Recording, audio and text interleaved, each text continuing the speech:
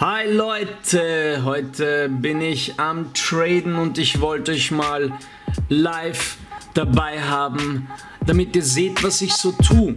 Ja, hier haben wir den US-Dollar Cut, da unten, hier seht ihr mein Entry und da drüber meinen Stop. Ich zoome mal ran.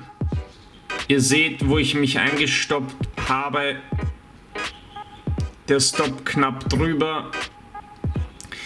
Ihr seht hier auch ein paar EMAs. Ja, die habe ich drinnen, weil sie mir helfen. Aber, es sei wichtig zu wissen, dass Indikatoren häufig nachlaufend sind. Das heißt, sie geben im Nachhinein gute Informationen. Hier haben wir den RSI und den Williams Range Percentage. Wie ihr seht, normalerweise heißt es doch, wenn der RSI über 70 oder 30 liegt, haben wir ein überkauft oder unterverkauft Signal.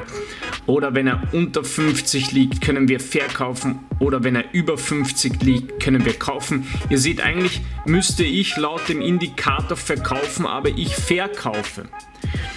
Ja, damit möchte ich euch zum einen aufzeigen, dass es natürlich wichtig ist zu wissen, wie sich der Kurs bewegt, um gute Entscheidungen zu treffen und nicht, wie sich Indikatoren verhalten. Die Indikatoren können dir bloß helfen, sie unterstützen deine Analyse, aber mehr auch nicht. Gut, ja, das war's vorerst mal von mir. Es ist jetzt, später haben wir es. Es ist kurz vor 11. Oh, ich werde jetzt yeah. Schluss machen, werde jetzt hinausgehen, die Sonne scheint, ich will die Sonne über den Bauch scheinen lassen. Was ich dabei nützen werde, um meine Trades zu managen, ist bloß ein iPad, den nehme ich mit, von draußen, ganz auf gemütlich und that's it.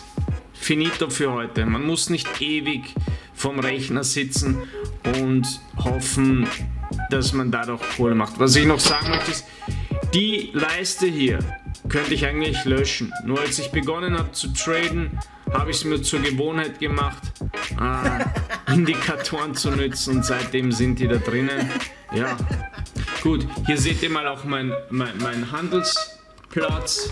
Ganz einfach, ich habe zwei Monitore. Der rechte ist ein Research-Monitor, da suche ich nach meinen Einstiegspunkten und hier auf der linken Seite haben wir meinen Trading Monitor. Ja. Hier habe ich Kalender, damit ich weiß, wann Action in den Markt kommt. Ja, da ziehe ich mich etwas zurück und hier habe ich noch, wie gesagt, meinen iPad stehen. Der iPad ist halt nützlich, um mich abzulenken. Ja, da schaue ich halt Dokus oder lese mir Nachrichten durch. That's it, so einfach handle ich. Ich hoffe, ich konnte euch ein bisschen zeigen, wie ich das so mache. Und mein Ziel ist dass der Kurs in etwa 60 Pips, das müsste dann irgendwo hier sein. Da werde ich dann, nachdem ich das Video